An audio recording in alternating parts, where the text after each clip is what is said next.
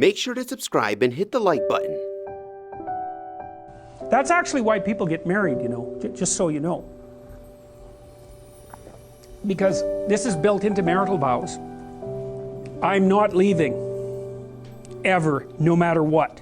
It's like, okay, well, that definitely puts a boundary around our arguments, right? Because I can't say every time you manifest one of your flaws, which you're likely to do just as often as me, well, enough of this. It's like, that's horrible, man. If your whole life is, well, every time you get out of line, I'm out of here. It's like, how the hell are you? First of all, you're not going to admit to ever doing anything wrong. Second, you're going to be on you're like a scared cat the entire relationship, because, well, who knows, it could just come to an end at any moment. It's like, you know, people say, well, if the possibility of divorce is open, it makes you free. It's like, yeah, that's what you want. You want to be free, eh? Really?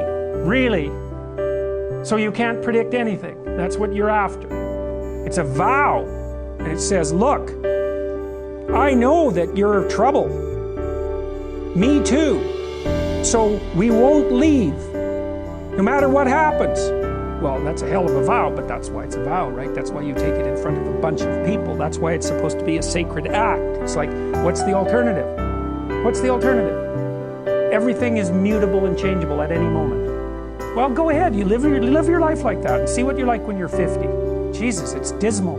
2 or 3 divorces, your family's fragmented, you've got no continuity of narrative. And it's not good for the kids, not by any stretch of the imagination. And so it's a form of voluntary enslavement, I suppose, but it's also equivalent to the adoption of a responsibility. And there's more to it than that. If you can't run away, then you can solve your problems.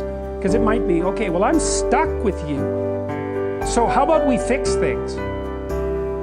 Because the alternative is we're going to be in a boxing match for the next 40 years. That's the alternative. So, and you think you're going to fix problems without something like that hanging over your head? There isn't a chance. You'll just avoid them, because that's what people do. It's really hard to solve problems, especially in a relationship. We're having a fight and I find out that it's, you know, because you were abused by your uncle when you were 5 or some goddamn thing. You know, it's like, it's very frequent that that sort of thing happens. There's your partner's, you know, manifesting some weird anomalous behavior. You just can't make heads or tails of it. It doesn't seem related to what you're doing at all. They don't want to talk about it. And so as soon as you bring it up, they get mad. And then you bring it up again, they even get madder, and they tell you that you're not going to talk about that or they're going to leave. And so maybe you're really, really persistent because you're kind of a son of a bitch, and then they break down and cry, you know, and then they have this horrible memory that comes flooding forward that's completely, you don't know what to do with it, and then you have to sort it out.